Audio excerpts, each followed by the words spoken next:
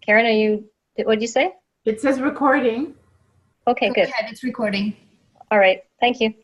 So I'm Kim Bittman. I'm the secretary from the Environmental and Social Responsibility Society of the CIM. And I'm pleased to introduce Siri Gennick, correct? Good. Perfect. Yeah. So Siri has spent over 25 years working on major capital projects around the world, working in the natural resource and infrastructure spaces. During the course of her career, Siri developed a particularly strong focus on corporate social responsibility, sustainability, and agreement negotiation. She has worked in the boardroom and on leadership and project delivery teams. Siri was born in Bogota, Colombia, and grew up in South America, Africa, France, Spain, and the UK. It's a lot of places. And most importantly, in the course of her career, she has worked in Egypt, Russia, Mongolia, Malaysia, New Caledonia, South America, Mexico, Panama, Australia, as well as Canada and Alaska. Siri currently runs Bridge, providing non-quantitative strategy services, advising clients on risk management, interfacing with commercial and sustainability issues. An important part of Siri's expertise covers the social and community impacts of projects, negotiating agreements, and building balance between global strategy and the local needs and capacity. In this webinar, she will be speaking on why sustainability and stakeholder management makes good business sense for the mining business and for your shareholders too. And I'm going to be sharing the presentation for Siri. Because Siri's not smart enough to manage technology in a presentation at the same time. So you see, Siri does not know everything. Just for those of you who think that Siri is all things to all people on smartphones, or at least iPhones, there are limits to Siri's knowledge. So can everybody see the screen? Yeah, just wondering if there's a way to make it Larger? presentation mode. Maybe hide the side menu or something, if you can. This is 100%. That's a good size, Karen. I mean, for me, I don't know, maybe other people can comment. It's good. So we're good to go? Okay, let's go. So good morning, everybody. Thank you, Kim. Thank you, Karen.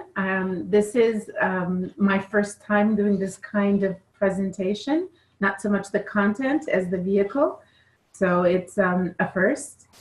Before I even start, I would really like, because this is the first of my presentations with CIM as the distinguished lecturer for CSR, I would really like to thank the CIM Foundation, the CIM executive and their members for having this program. There's not only myself, but there are 7 other members, lecturers that have been awarded this award, and they are absolutely incredible, so thank you. I would also like to thank the very dear friend and colleague of mine who knows who she is for nominating me. And Karen and Kim and the whole ESRS team for being the first ones to reach out and giving me this platform. So thank you, all of you. So that would go to the second slide. As Kim mentioned, I grew up in a lot of places, and I worked in a few more.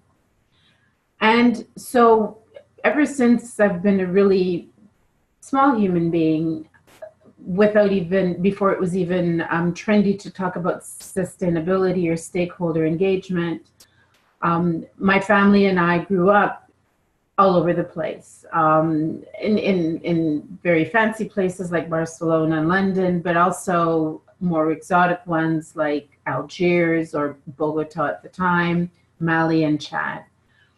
And beyond the glamour of what many people think is an expat life is the reality that as little kids, you do end up playing with a whole bunch of people from a whole bunch of different places, speaking a whole bunch of different languages and different cultures. So the great thing about growing up like that, and especially growing up like that, was understanding that you were part of a bigger picture and a whole bunch of differences, and that to be able to get along, whether it was playing in a schoolyard or having a sleepover or even visiting different areas while you're living in a country, the only way that you could really do it and enjoy it was understanding where you are, where you fit into a bigger piece, but also understanding everybody else and what they brought to the table. Of course, in those days, I was not into sustainability or I was not into stakeholder management, but that's probably where it started, where my love for it, for my passion, and sometimes my frustration today when people say, well, it's a department in a company or an organization, but like HR or legal or whatever, health and safety, but our business is really mining. So our business is about getting stuff out of the ground and selling it and making a profit. So slowly throughout my career, I've had the opportunity from starting out as a lawyer to actually working on the ground on projects for a number of years around the world, to more recently starting my own business, bringing all these experiences together.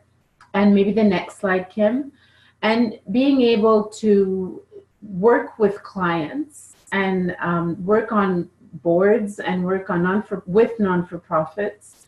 And I will share that I do work on the CSR committee at PDAC, but also very honored, obviously, about this award, is bringing all these experiences and tools together to be able to work with clients to show how it just simply makes sense, if not only business sense, to include sustainability and stakeholder management into the business model. So one of the results of going to school in different places, went to French lycées, was working a lot with French authors. And Antoine de Saint-Exupéry, who wrote The Little Prince, is one of my favorite authors. And I find he's as relevant today as he was then. And this particular quote is from 1939 from Terre des Hommes, which has been translated into Wind, Sand and Stars, which is behind all seen things. I beg your pardon? Le bon de métier. Et voilà. Behind all seen things lies something vaster. Everything is but a path, a portal, or a window opening on something other than itself.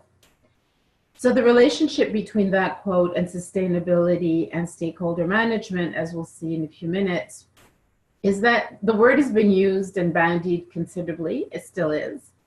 And it's really just the beginning of a path. It's the words we use, the concepts we think we understand, but they're really evolving over time. So when sustainability and stakeholder management started, we started talking about it maybe 10 years ago.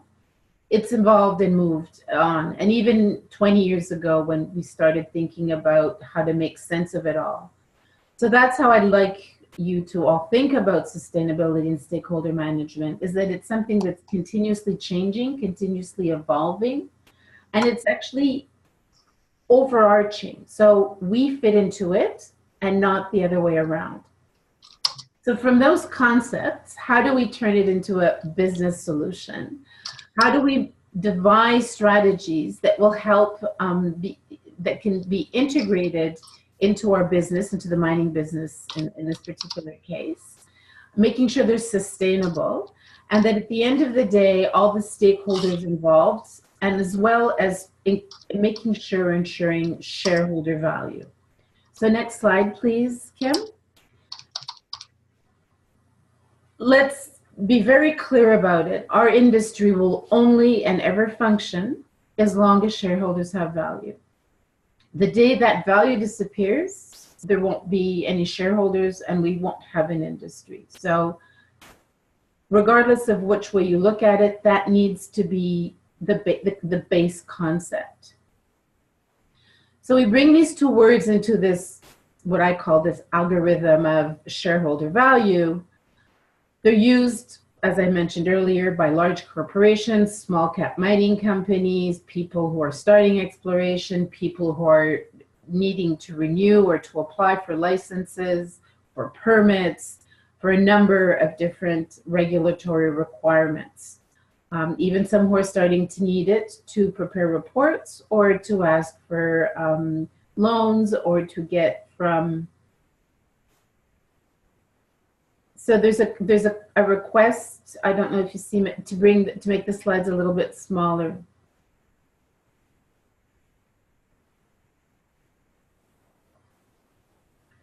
Thank you to whoever did that. So does sustainability and stakeholder strategy mean the same thing to the same people? The answer is no, and we'll look into that. And certainly always part of the conversation around what we often hear as social license to operate, or SLTO, and part of the necessary steps to be taken to obtain, as I mentioned earlier, permits or regulatory approvals, licenses, etc. So next slide, Kim. So I thought one of the ways to start was to actually just look at what the definition was. And I've taken two. There are many out there. I went through about 50, and I'd welcome anybody else's view on these. The ones that I use and that I'm guided by are the first one, which you might have might be familiar with, Brundtland's report for the World Commission on Environment and Development. It's development that meets the needs of the present without compromising the ability of future generations to meet their own needs. The other one that I really like is a process of change. So again, that concept of evolution, in which the exploitation of resources, the direction of investments, the orientation of technological development, and institutional change are all in harmony and enhance both current and future potential to meet human needs and aspirations. So what both of these definitions have that I like is a short-term vision, which is very important to the industry. The industry works in quarters, or 12-month meetings at the most. But it also includes the long term, which is more challenging for the industry. It's harder. Why? We're looking for returns. We want our shareholder value. We look at our price, right? Our share prices every day. Tomorrow is far away, and the tomorrow becomes very relevant when you start applying for environmental permits to start operation, and they ask you for land closure, for remediation, or for land mitigation. So you're now having to bring that piece forward, during the life of mine, whether it's 25 years or 40 years. And often that mitigation can last, we've seen, over 200 years. So we have to find a way of combining the present with the future, and with the smallest footprint. So a footprint that is such that when we all go away, and we will at some point, the space in which we are located is able to provide future generation with their own needs. So the importance there is not that there's no impact, not that there is not a footprint, but that whatever is left behind, future generations can meet their own needs or meet their aspirations. That's for sustainability. If we go to the next slide, Kim, we look at stakeholders. So I've heard, and I'm sure you all have, many definitions of stakeholders. Again, and so I apologize, I forgot to put, these are from Wikipedia, so very, very simple. Nothing terribly noble about them, but I just thought they were simple and clear. A stakeholder is a person, a group, or an organization with an interest or a concern in something, a business or a project.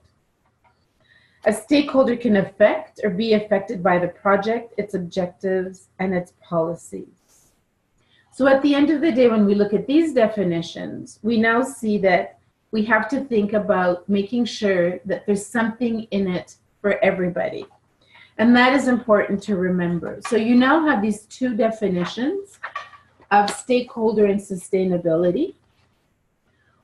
How do we make them, how do we bring them into the business of mining? So the next slide, Kim, please.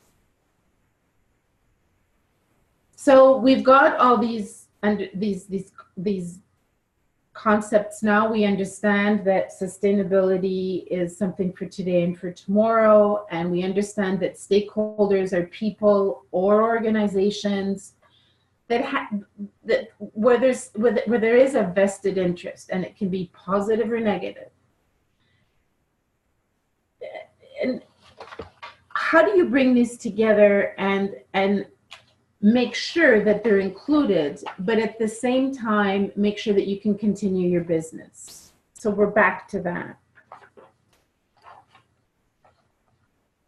The green is my thought. So in my work, and one of the reasons why I did call my company Bridge was because I always find, and I continuously find, that there are gaps between the board and the leadership team, and the leadership team and the project team. So everybody have very clear ideas on what they need to do and what they want to do on their roles.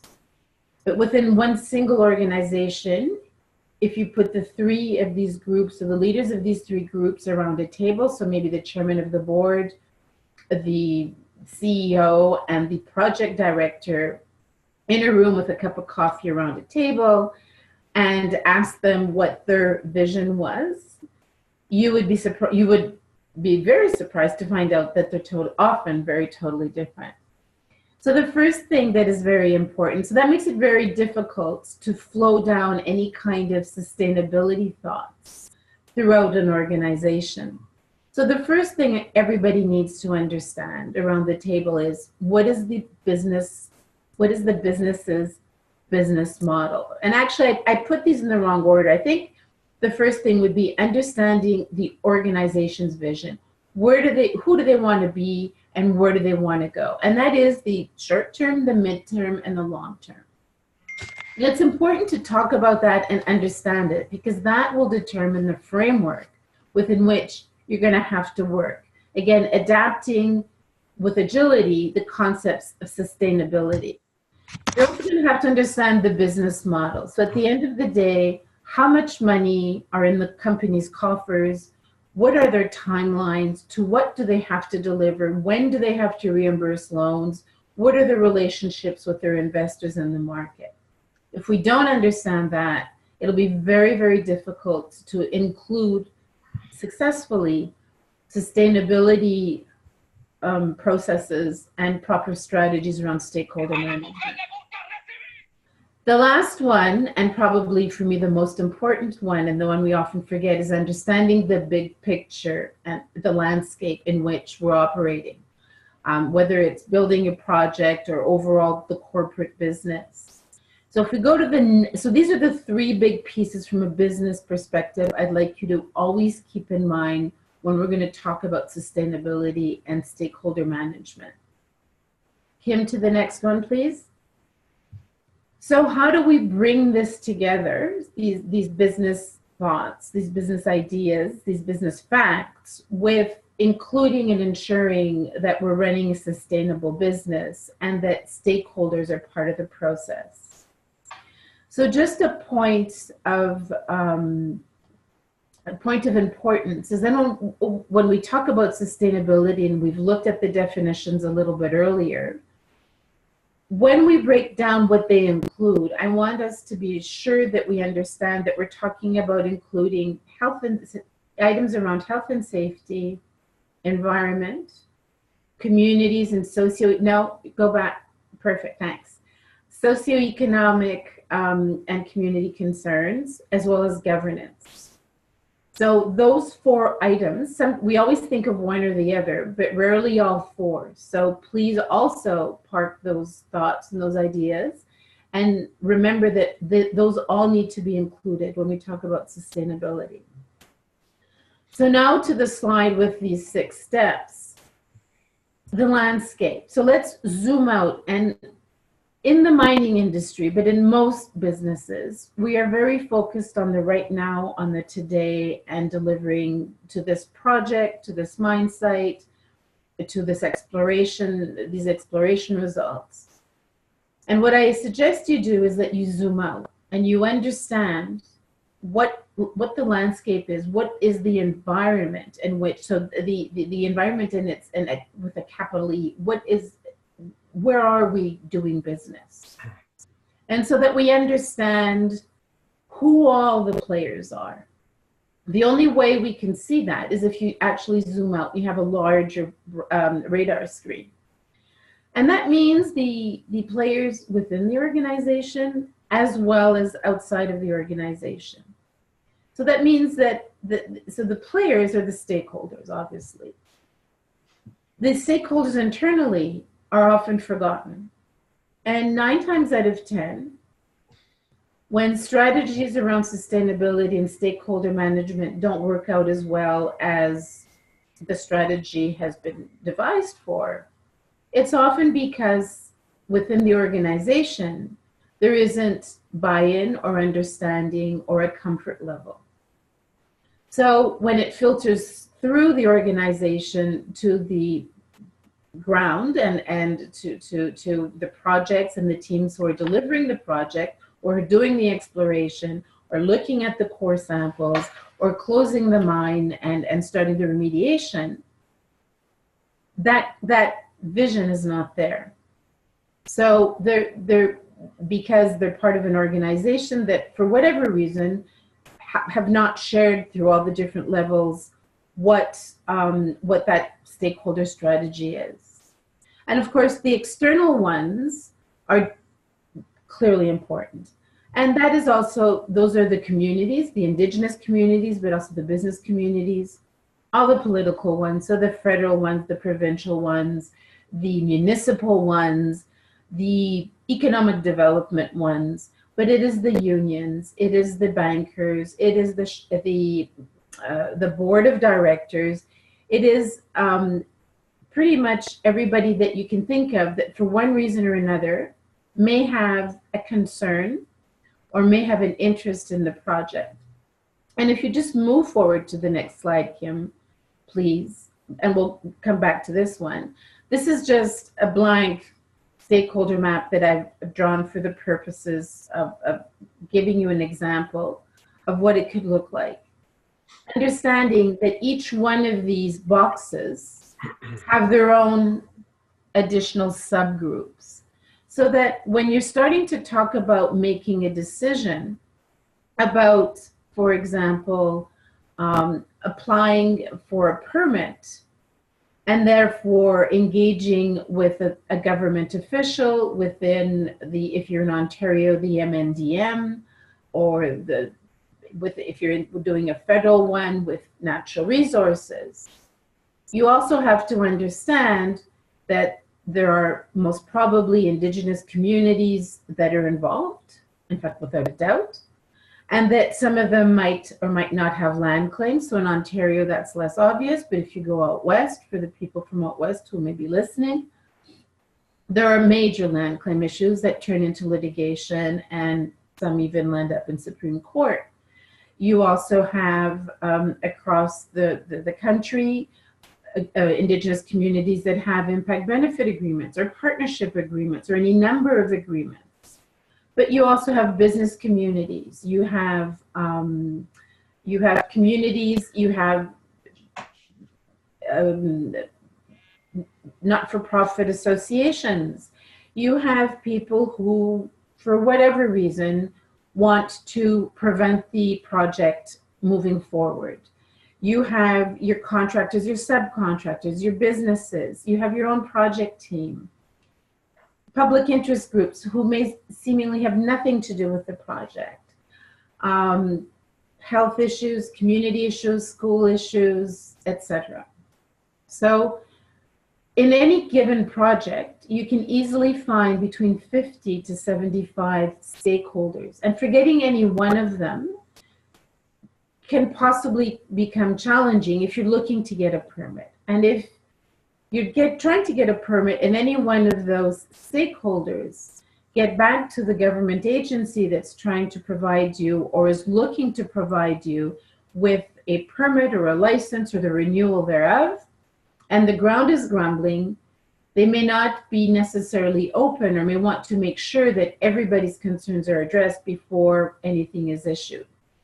delay in issuing any of those or any other kind of challenge then becomes on your timelines a problem for the business, because it's becoming more and more difficult to delivering to a schedule, which means delivering to a budget, which means a bunch of shareholders are going to become disgruntled because you're not moving as fast as you had originally thought you would, and therefore the value of your share is dropping. So if we go back to the previous slide, that is why number 2 is very important to understanding all of your stakeholders. 3, understanding the timelines. So when you're building your strategies around sustainability and working with your stakeholders, if time wasn't a problem, stakeholders and sustainability would not necessarily be a challenge. But you have to integrate or factor in the company's timeline. So what is, again, their business model? What have they committed them to the market to deliver? What are their timelines? What are the project's timelines? So working with contractors, working with EPCs, EPCMs, what have you. That schedule may not be necessarily the same as the companies you would be interested to know. And then, of course, the regulators. So their timelines may be dictated by upcoming elections or just brand new elections, cabinet shuffles, change of policy, and those timelines you need to be aware of so that you then integrate them all into a single timeline, and then look at those timelines and look at the players and the agendas and start mapping out where and how you need to be agile as an organization to make sure that the agendas that we're talking about are addressed properly. 4, understanding the interfaces. So you've got the company's vision, the project, the regulators. You know who the stakeholders are.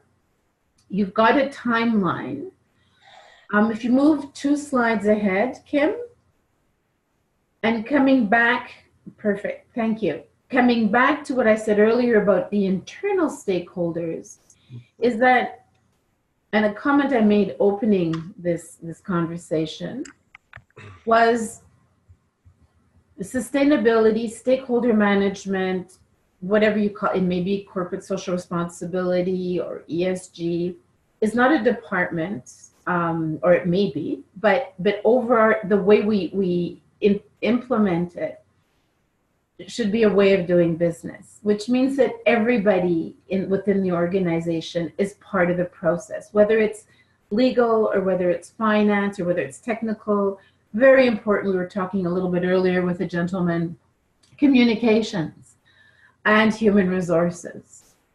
So if you want a successful business model, so you want to deliver to a schedule and to a budget, and if you're working with local communities, both indigenous and non-indigenous, in ensuring the contents of an agreement that has been entered into, where you would have traditionally committed to building capacity, to perhaps carving out some contracts, or even employing local people for your workforce, it becomes very challenging if you don't involve other departments within your team.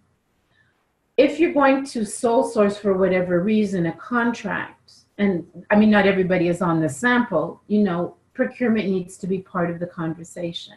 Why are you carving out? Is that the best way to do it? Does everybody agree? Is there capacity? Can we deliver to what our technical requirements are? Which means you then bump into the technical team. Well, that's not how we designed, or that's not what came out of the constructability review. So if we do this way with these communities, I have to change my design.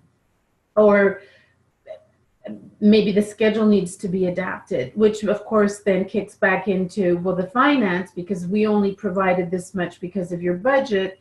So, and then legal's got a concern, which is a very valid concern. Well, we've got some lawsuits out there that involve some of these communities, and because they've decided to sue us and include us, or we've decided to be included into a lawsuit regardless, we're not comfortable really talking to everybody.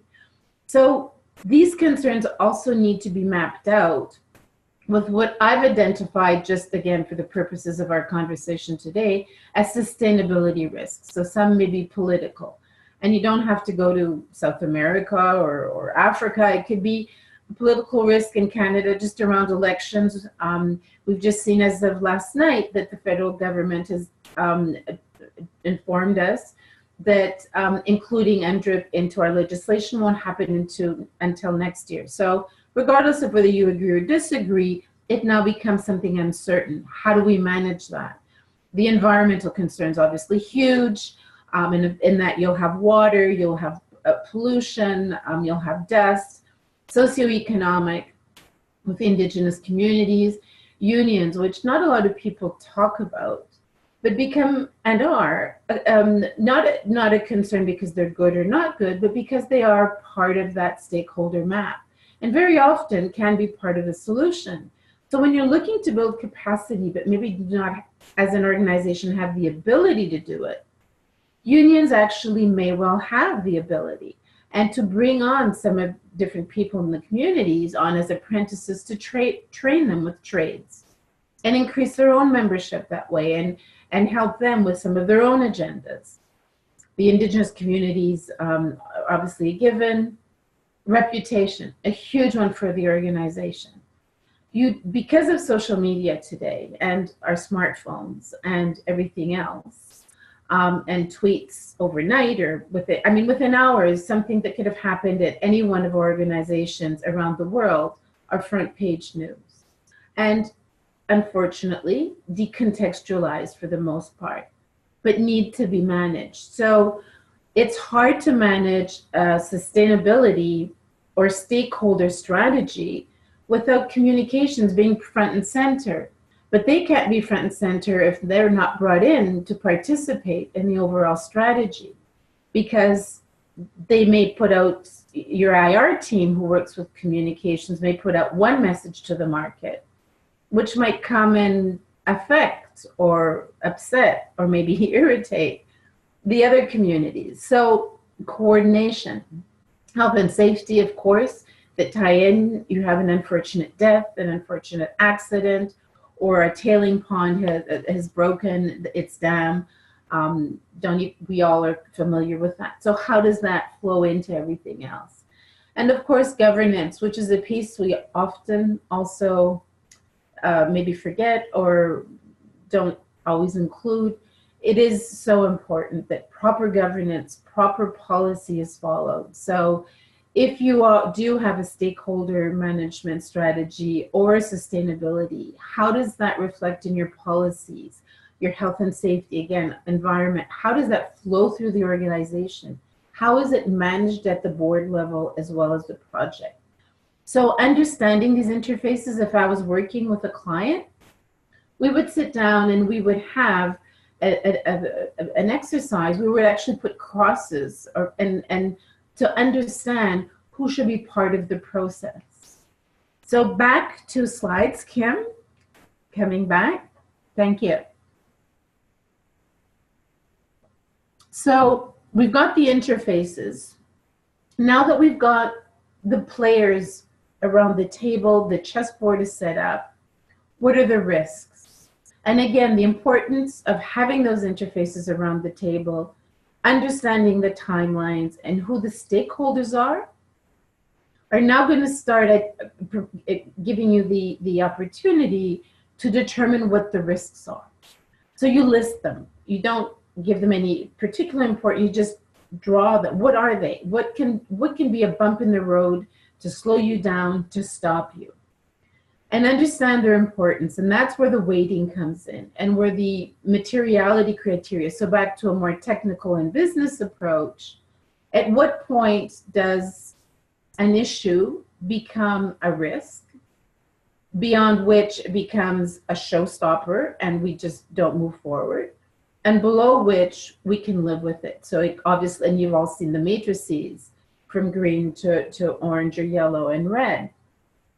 And those are important because they will affect the way you interface with your stakeholders and within your sustainability strategy, because at the end of the day, you do have to share with them in a transparent and honest way what your own reality is. And part of the reasons why stakeholder strategies do fall apart, either on the outside world with our stakeholders or internally with sometimes our boards or our leadership team, is that we always don't share the same message, and we always don't say the same things the same way, and we're not always realistic. So somebody might say within an organization, well, that's fine, I'll deal with that. So yes, that is a risk. It could be a strike, it could be an issue with one of the indigenous communities interfering, it could be the concern about a spill. When those things happen, I'll deal with them. So right now, I'm just going to focus on a schedule and a budget that I can live with, that I want to share with my board, and this is what I'm going to need to move forward. There are risks out there, but I'm prepared to manage them when they happen, which then means that when they do, and unfortunately 9 times out of 10 they do, you're now in crisis management, which becomes a very expensive proposition. You're now working to create trust if you haven't been able to, or if there was trust, it was broken, to rebuild that trust, regardless of whether it's with your board, with the leadership, or with the communities and all the other stakeholders. So understanding what the risks are and what their weight is, and how you are then going to, onto point 6, build an action plan, becomes very, very important. And these will move over time. So it's not, none of this is static. And many times when I work with clients, they say, this is great, I love it, we've ticked all the boxes, here's our landscape, I know who my stakeholders are, board is happy, project team is happy, regulators, these are the permits and timelines, and then nothing ever moves. This is something that will change over time. So back to that initial statement from Antoine de Saint-Exupéry, it should not hide, but it should provide you with the door that opens up onto a path that you need to continuously follow to feed back to your board, to feed back to your leadership team, and to highlight how you've evolved, how you've developed, all the wins, and there will be wins with a properly structured strategy, and some of the gaps, because there will be trips, and that's part of just doing business. But if you've got the risks properly planned out and mapped, you can say, okay, well, there's a gap here. Here's how I can fix it, address it, move it, and make sure that it goes to the bottom of the list. So some of the information that isn't on here is information, is 2 different pieces that are important. It's about tracking data. So these are all great thoughts, great ideas. If you don't have the data behind this, and a data bank, so it doesn't mean that you need brand new software. It could be done on an Excel spreadsheet, it could be done on Access, but tracking who the people are, who the stakeholders are, what the agendas are, what are the timelines, what are the actions that have been taken, what are the results, and tracking that, it's going to be impossible to move forward because you're grappling at straws. You don't know where the gaps are. And this is where reporting on sustainability, for those of you who are listening and who do provide or work with clients who build sustainability reports, are so important. And we see examples of these on websites where you're going to see mining companies openly not only promoting their sustainability reports, but highlighting not only their wins, but sometimes some of the areas where they didn't do as well. And even I've seen websites where they highlight their grievance processes, how many grievances they've had within the stakeholder sustainable space, how many have been successful and how many have not. So what the data tracking does internally, but also the reporting does externally for your stakeholders, is add that layer of transparency. This is who we are. This is what we're doing. So around building a sustainability policy, a stakeholder policy. But this is how we're doing. This is our report card. And it's hard to beat facts. Words are easy, or relatively easy, but if you have the hard facts, it really helps highlight the successes. It helps to go back into the communities and share on your successes. It helps to go to government stakeholders and say, this is what we're bringing to the government. Here are the taxes, here's our investment, here's our contribution, and that is incredible. And if you move a few slides forward, Kim, so to the one about, yeah, that's perfect. What all this does is to help the business build its reputation out there, and reputation helps, as we know, build the shareholder value. We're doing well. I mean, beyond the annual report, of course, that often comes out. And I don't mean that a sustainability report has to be at the level of a Rio or of a Vale or even maybe a Newmont or Gold Accord. It can be 2 pages. It can be 3 pages. It could be very simple, but it could help highlight all the work that you've done around all the stakeholder and sustainability that then creates strength in the market, because your performance is now delivering to commitments you've made to the market. We're going to deliver on time. We're going to deliver on budget. And here's why. And if we haven't, we also know why. So if you take the time up front to set up the chessboard and you devise your strategy, that's going to help you work with tools that are realistic, not lofty goals, not, yes, we can build this for $100 and we can do it in 18 months and then, you know, tell each other these stories that are often very often far from the truth, to be honest. You can manage a budget and a schedule, which you need to do for projects continuously in an effective manner. And it really helps in the project execution. So the earlier you plan, and I know the people around, or I'm hoping the people around this webinar today do it, but the earlier you do it, even if it's at conceptual stages, the better you're going to deliver in the end. And this is becoming more and more important for an area that I'm becoming more and more involved in, which is helping organizations become attractive to financial institutions who are looking at this third bottom line, the sustainability bottom line. And you're talking about, you know, whether it's RBC or BMO or any of the private equity funds, about what sometimes is called sustainable investing or green investing. People are now concerned about how, not only what you're pulling out of the ground, but how you're pulling it out of the ground. Because no bank or no financial institution wants to have egg all over their face, because as an organization, they're not following proper protocol. They're not treating people properly. They're not environmentally friendly. They're not engaging all of the stakeholders. They're not aware of people's concerns about renewable energy or climate change. So this is now becoming beyond what I call the green effect. It is now becoming part of doing business. And the better we do, the better we will perform, the less difficult, I wish I could say the easier, but the less difficult it becomes to attracting investors to invest into our business, which includes shareholders, obviously, to increase, to build up that strength in the market. So that's an important piece. But the other piece that I'm getting involved in, and that is very important, is developing new kinds of partnerships.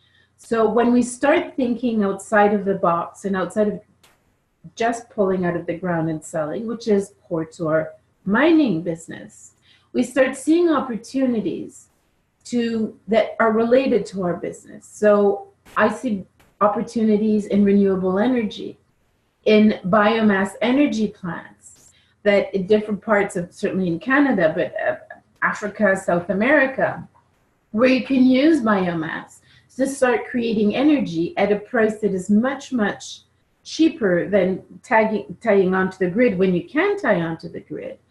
but also provides an interesting business model for indigenous communities, for example, that they can participate in, that they could actually own, that they could lead, and that is also going to be there when we go away as a mining company. So now you're providing energy in a renewable format for communities, for local hospitals, skating rinks. And so beyond the adding to a health center, a community center, a skating rink, you're actually providing power. That's one of them. How do we use and include agriculture, forestry, water management? These are all the pieces that we need to include in developing our mine sites, not only because they're important, they can help, but also because when we leave, again, the footprint, these skill sets or forests or crops are there for the future, for all those generations that we talked about earlier. So that's why also this proper sustainability and stakeholder strategy is now going beyond simply the industry, outside of that box and going broader. So I use the term cluster or socioeconomic or mining ecosystem. That's really what I believe sustainable stakeholder mining is all about. And I'd be very, very interested in hearing your feedback about it. So it, again, helps build capacity and all the things that we're looking to do, but for the long term, not just for the current mining operations and life of mine. So the next slide. Thank you, Kim, very much. So those are some of my thoughts. In conclusion, I can't say it enough, sustainability and stakeholder strategies are the mining way of doing business. We cannot do it any differently.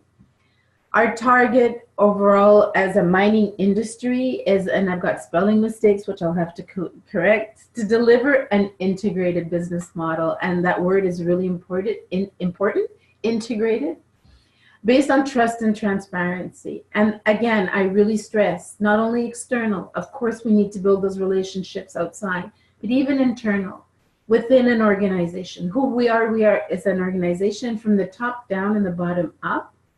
How are we delivering the vision of the organization? What is our role as, regardless of the level of the employee, and where do we make a difference and why do we make a difference? So that the IBA, the impact benefit agreement or whatever agreement was signed by whatever team is also important to the technical team or the procurement team or to the finance team. And again, the communications team. And that enables everybody to buy into the idea. You become, or if you're not already, best in class, and it helps the reputation of the organization, which of course, back to the market, strengthens its value. So I see this as a way to improve the organization's bottom line. It increases the return on the ROI for the shareholders. You're building a strong sustainability return on the investment for all the stakeholders.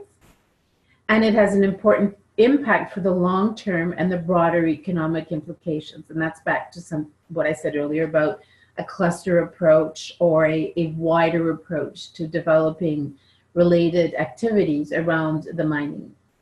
So that's pretty much what I wanted to share with you, and I welcome your thoughts or your ideas, your comments, and thank you for listening. So, questions? Got everybody back on now?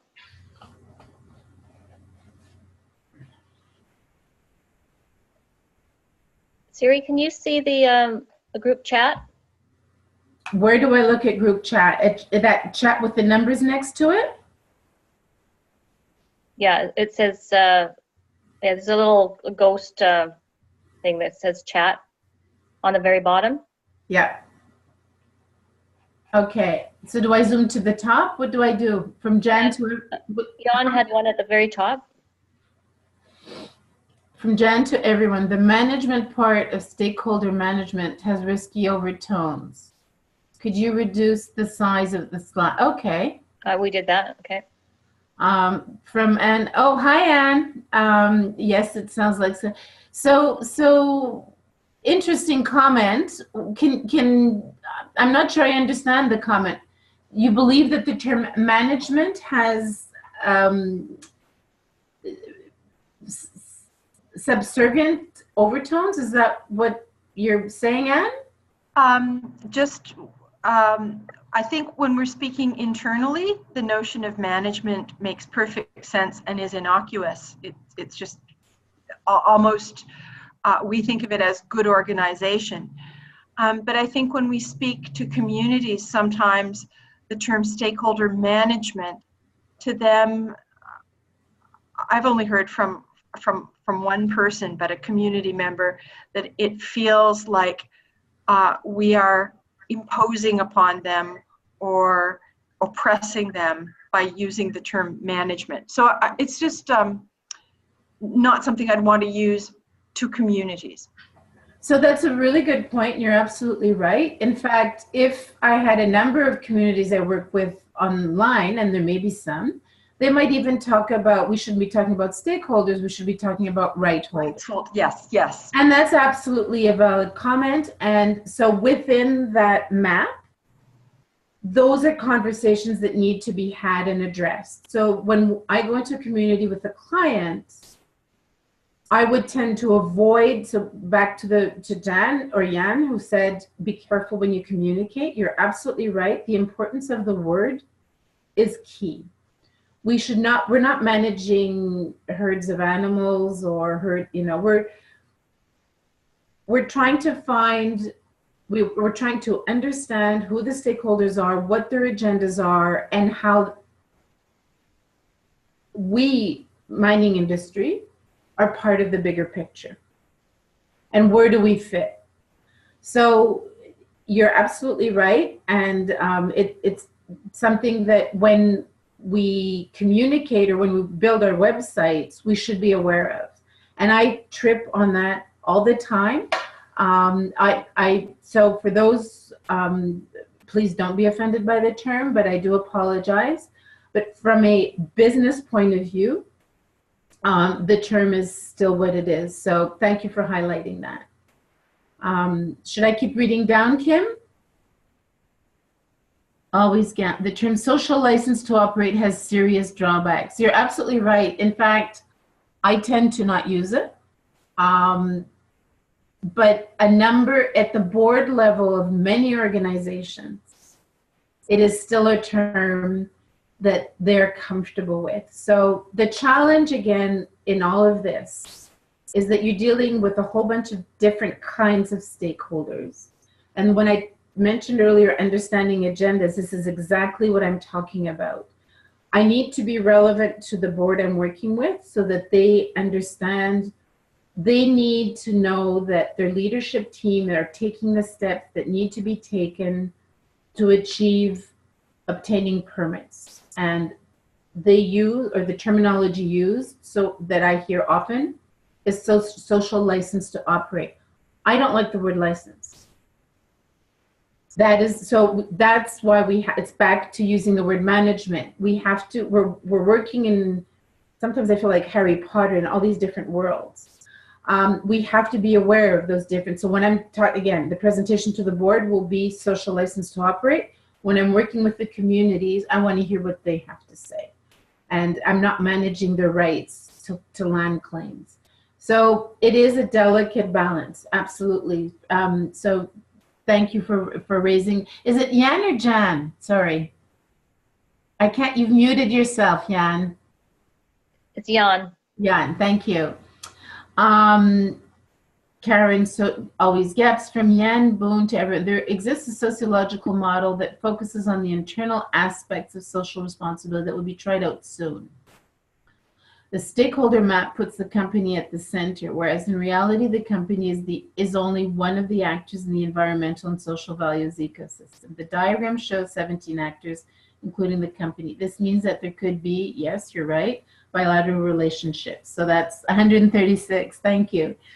Knowing the relationships landscape is important, as dealing with 136 relationships could be complicated. A relationship matrix would also show potential risks as a glance, absolutely. So the part that's not in here, Jan, is when I work with teams and we start building action plans, we do build a relationship matrix. So I'm going to say this, and there's no political understanding, who's who in the zoo, what are the agendas, and how to, again, bridge all the different gaps.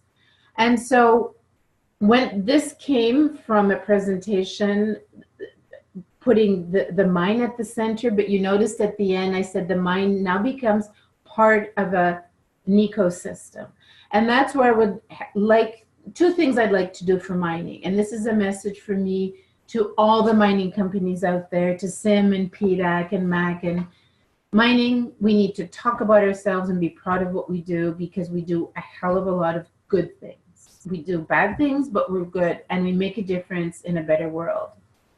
But you know what? We have to talk about it. And mining is no longer just an industry. It's part of a very big picture that can deliver a strong ecosystem for success for everybody. And that includes climate change, and it includes environment and people and diversity.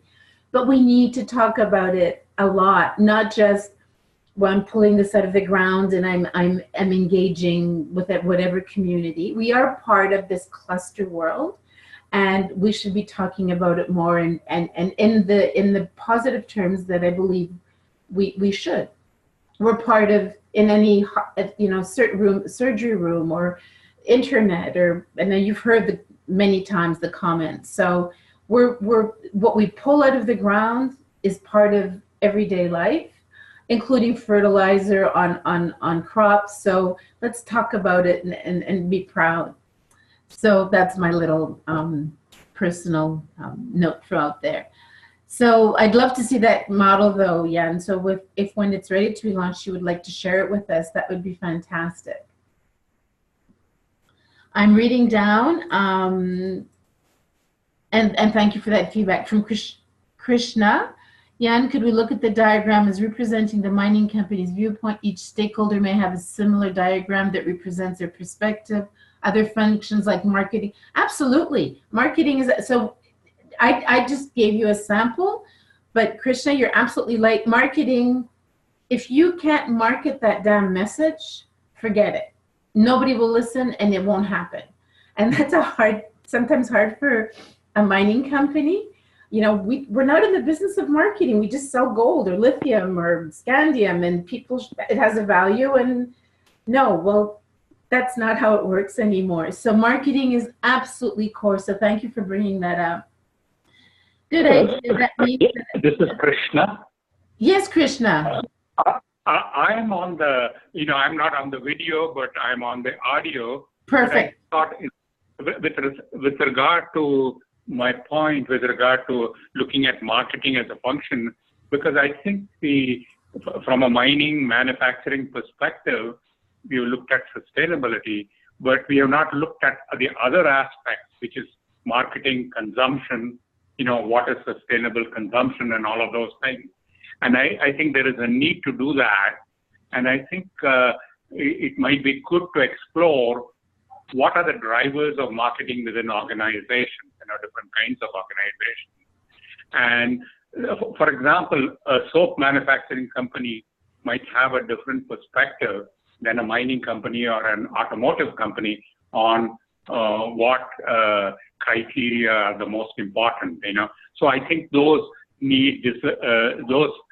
deserve further study, would be my point of view. Oh, absolutely. I mean, selling soap and selling lithium are two different conversations. But at the end of the day, the concepts are very similar, is that the mining industry needs to market itself. There's no doubt about it. And we need to have a paradigm shift in how mining markets itself. But very much like soap or any other product, what are its values? How does it contribute to society? What makes a difference? And where do we have to be careful? So marketing is definitely important. You're absolutely right, Krishna. Thank you for raising that. Moving down, I get to Lana's. So just want to congratulate publicly. Lana Eagle is not only a friend and a colleague. She sits on my advisory board, but Lana has just been included in the list of 100 inspirational women in mining. So on my behalf, Lana, congratulations. You made the comment, and I knew you would, which is why I caught myself before you made it, about right holders in your model. Absolutely. When the model is not made to challenge Indigenous communities on the legitimacy of their rights by any means. And that's when you talk about land claims, and for those lawyers online, I will apologize up front. I am a lawyer myself, but I don't want to fight about the right or the claim of a land. I want to understand that it's an issue and a concern, and how do I, as a mining company, make sure that that right is properly included in what I'm doing. So I don't want to go into the legal fight. I want to pull the confrontation out of it. I want to take a mediation approach. I want to understand what your concerns are as right holders, and help me understand as a mining company what I need to do to include that perspective in my landscape. And you get into conversations that go from the Kinder Morgan to the decisions that come out of the Supreme Court, to other conversations where right now we're seeing many communities, including out of BC, Lana, as you know, with Karen Ogan and the LNG coming, starting to develop in BC, where now the right holders, the landholders are now becoming equity participants in a lot of these activities. So you now have, the playing field is now the same for everybody, and everybody is part of the solution, and an integrated part of the solution, not just, oh, here's an impact, here's a benefit, but no, partners. So I'm talking cooperation agreements, collaboration agreements, joint venture agreements, equity participation, financial participation, way beyond anything we've seen so far in IBAs, which, again, in my personal perspective, we've actually moved on from, as with the term social license. Good point. Yeah, no, absolutely. And Karen says, just wanted to thank, she's leaving. Would you have any comment on dialogue processes? Listen, listen, listen, listen. And listen to understand, not listen to hear. We all, and I'm certainly, I come in with my ideas, I'm working with a client, or I'm with an organization, and my brain is going and I've got all these thoughts, and so they're filters. And so one of the things I try to do before I go into a room where there's going to be a dialogue, which may or may not be difficult, is just not necessarily meditate, but just, okay, breathe and chill, and go, you can only bring to the table your so if there's 10 people in the room, you're 10%. Everybody else has their own 10%. So because you don't know, hi Lana, because you don't know what the other people are going to say, try to shut up and listen to the other 90 people or 90% that are going to contribute. And if I'm facilitating a dialogue, try and make sure that everybody respects that, which is not an easy, and sort of keep the confrontation or the controversy out. But I think if we just go into conversations with the listening mode to understand, not agree or disagree, just understand, it helps. But that's a big ask because we all have filters. So moving those away sometimes are difficult. So yeah, but I'd be interested to hear other ideas. Lana certainly has been involved in a number of dialogues. So if Lana, do you have any ideas of dialogue? How do we properly engage in dialogue? Better engage in dialogue, Lana? I'm putting her on the spot. She's going to hit me after. I don't think. Might be on mute, Lana.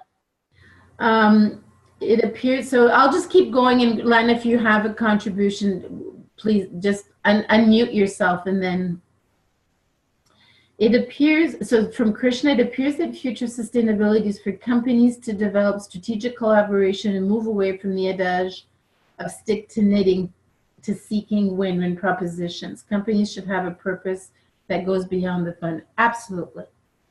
But my comment to you, Krishna, is you're absolutely right. And that if you do engage into that purpose beyond, the rewards will actually come back. So again, it's whatever is out there, include it, make it part of who you are. And you're not going to be just knitting a scarf. You're actually going to be knitting a coat, a scarf, a blanket, mittens, and a toque too, for good measure. So good point. Can you hear me now? Yes, I can. Hey, how are you, Lan? It's great to see you. Thank you. Thank you for the remarks. I don't know if you could see me blushing on. Yeah. Hey, you deserve that award, my friend. Thank you. So I just want to build on what you said, and listening is really important, I think. But even more than that, it's actually having a genuine interest, an authentic interest in people. I'm convinced that at some of the projects that I've seen across Canada, where they have been very successful in building relationships with communities and moving forward, it's really because of the people who are building those relationships. Some amazing stories out there. I think, you know, if it's awkward for an individual to as you say, remove those filters, if it's awkward for people to take a human interest in people, they're probably not the best people to be on the ground to build those relationships. So relationship building is extremely important, and why it's important is because it builds trust.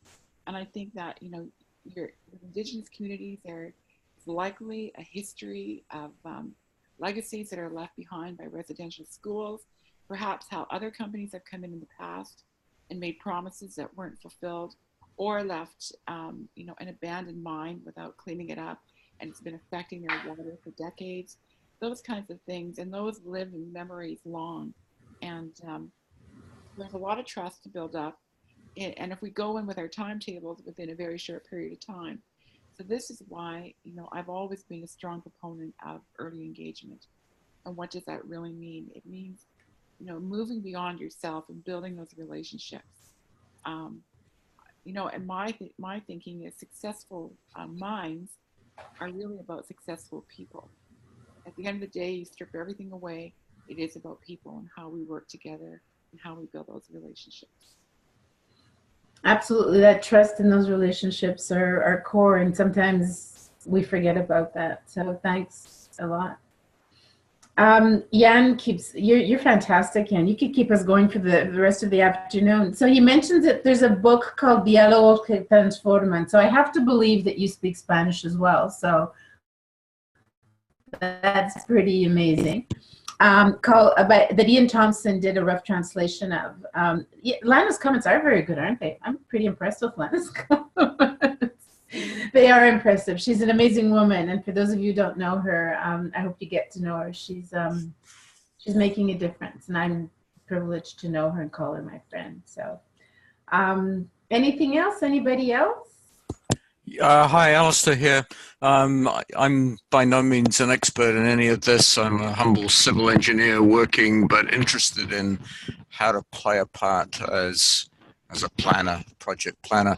And over the years, I've come across efforts such as a group like CBSR and the work of Robert Boutillier in becoming really quite sophisticated and scientific in mapping communities' connectedness, strengths, weaknesses, and so on. And I'd like to sow the seed of, in the same way that we do environmental baseline work, and that's a key accepted part of project planning and preparation, that on the social and economic side, it's just the same. It's baseline mapping, so that it should be viewed the same way. Alistair, that's a really great comment, and I agree with you 500%. We talk about triple bottom lines. We should talk about triple baselining. So in project preparation, that should absolutely be part of the project controls team. And so you're starting to see in some universities or some schools something tending towards that. I don't think they're there yet, mostly because I don't think they know, and I wouldn't know quite how to grapple with the more technical side, Alistair, but I totally agree. And that's, so back to the data, back to the information, back to tracking success. You see often project management teams that will have meetings or project controls meetings that talk about contract progress or what have you, but don't factor in concerns around those that we've talked about today, whereas those can stop the whole thing right in its, you know, right in its steps. So I, you know, totally agree that we need that baseline, and the sooner we can get it in place, that the better it'll be, for sure. Thanks for mentioning that. Sure, you're welcome. And I, as an extension, and you sort of mentioned it before in terms of developing timelines, I work in the world of very detailed schedules for planning engineering work, and increasingly also for planning environmental baseline work. What I don't see is the social baseline work and the engagement processes being hardwired into master project planning schedules. And I think that is an important interlinkage that we should, it should be our good practice. Well, I totally agree, but I think the place to start, there's a couple of places. Talking about it like we're doing right now is very important, but the implementation, so at the associations levels, whether, you know, at project development, so often project execution are forgotten into the sustainability process. And we see it, you know, we'll see the board talk about it, definitely the CEO, and if there's a CSR department, that's fine. If we're lucky, maybe it'll filter down to the procurement team. But the project development team in general, that's when I said earlier, when you bring the project director, the CEO, and the chairman of the board around the table, they're not even talking the same language, and they all belong to the same company, because they all have their own tunnel vision, and we all do, about what I need to do, what do I need to deliver to. And so it never hits the project controls teams or the project execution team, or very rarely. So there's associations that manage, you know, project management, that, you know, that's what we have to, as a mining organization, go outside of simply CIM and MAC and PDAC, and go to, you know, supply chain, go to project controls, go to PMP, project management, and talk about it. I mean, that's where, if you know, the CIM people are listening, we should take our talks, this one or others, at those levels, because internally I think we're preaching to the converted, and that's a great thing.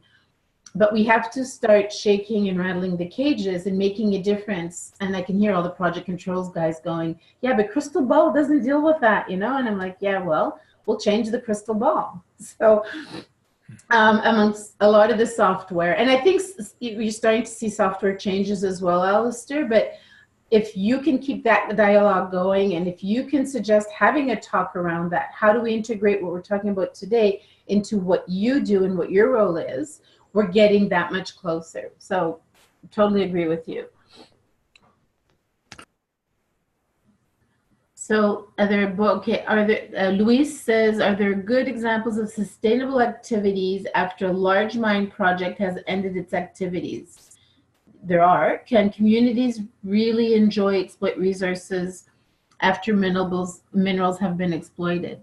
So the answer, the easy answer to the last one is yes, but we're not quite doing it as well as we should, yes. Are there good examples? There are. I can't think of them off the top of my head, but a number of mining companies in the mid-tiers and the larger companies have actually started remediating land, and you see forests and you see agriculture. And so, but again, you have to plan for that today, not for 50 years down the road, because it'll affect your constructability.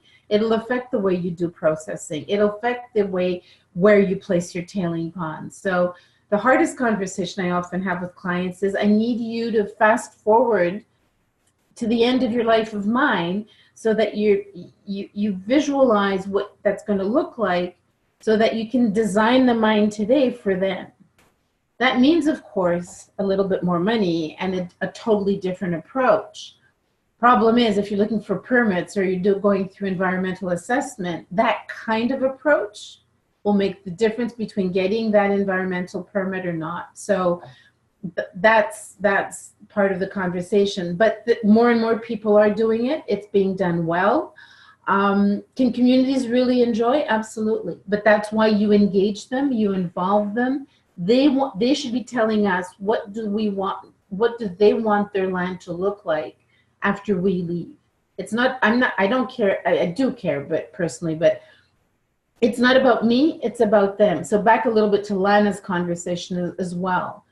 What you know, and they'll tell you they want their great-great-grandchildren to be able to trap or to fish or to hunt or to simply play outside in the grass without choking or dying over cyanide poisoning. And some of those are a bit drastic, but yeah, that's what we have to do, and that's what we have to target, Louise. So really great question. Kim asks, a good example of that is the Sullivan mine in BC, who operated for 100 years. They are now the Sun mine, which is a series of solar panels on the open. Thank you, Kim, for that. That was exactly the kind of example that I was thinking of. Great point.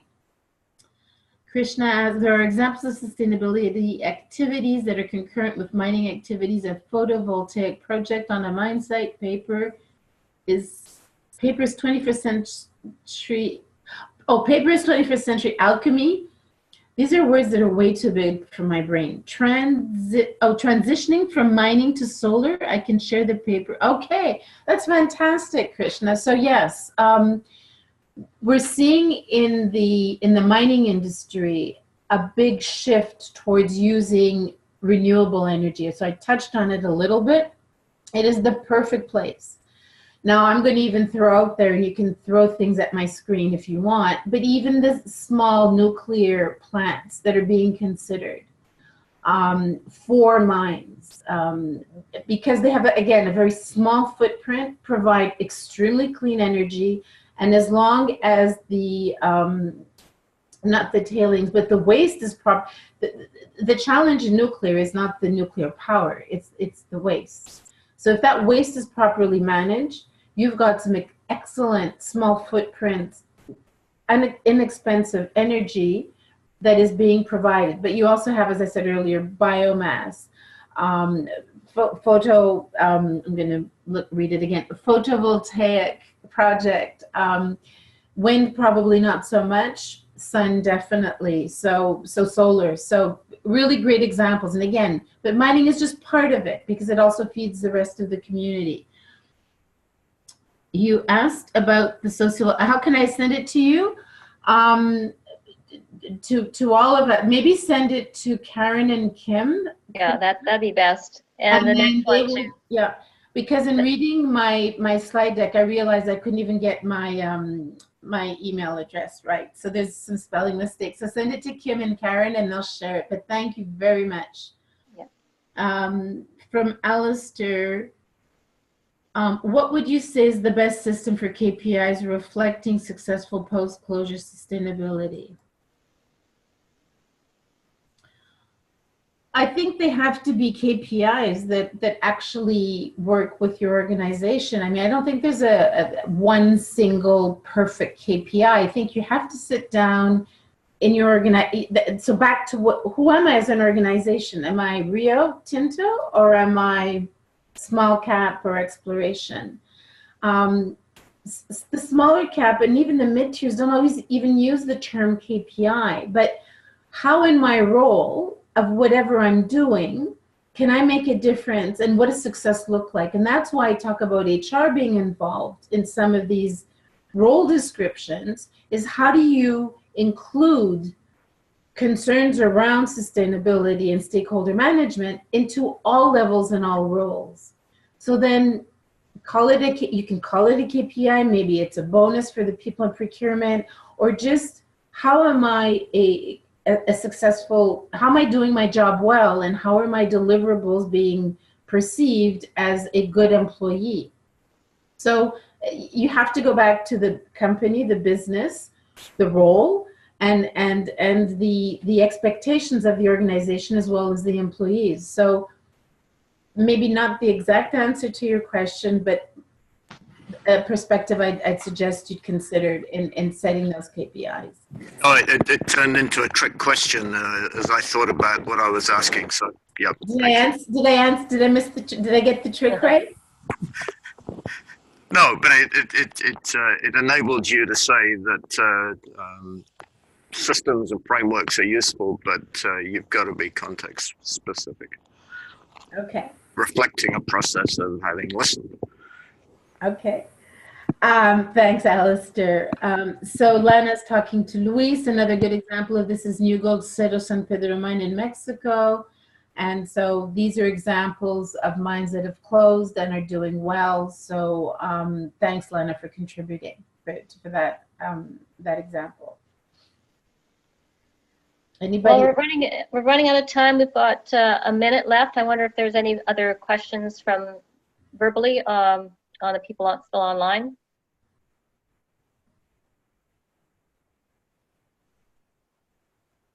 No? Okay. Well, thank you very much, Siri. That was a really interesting talk. Thank you very much. And so I'm just saying, I'm going to say that the articles and so on that people have talked about, we could probably put that online too with the recording. So I'm going to correct the spelling mistakes in my presentation. I have to admit I made them the day after I returned from Australia, and I was a little jet lagged, so I apologize. I'll correct the spelling mistakes and put the proper email, and I'll share it with Kim and Karen, and then they can post that. And if you do have any other questions, or I mean, feel free to send them to any of us. It'll be a pleasure to reply. And thank you, everybody, for being there and participating. It really makes a difference. Thank you very much. Thank you. Really good one. And I'll see you soon. Amy, I'll see you soon. Len, I'll speak to you soon.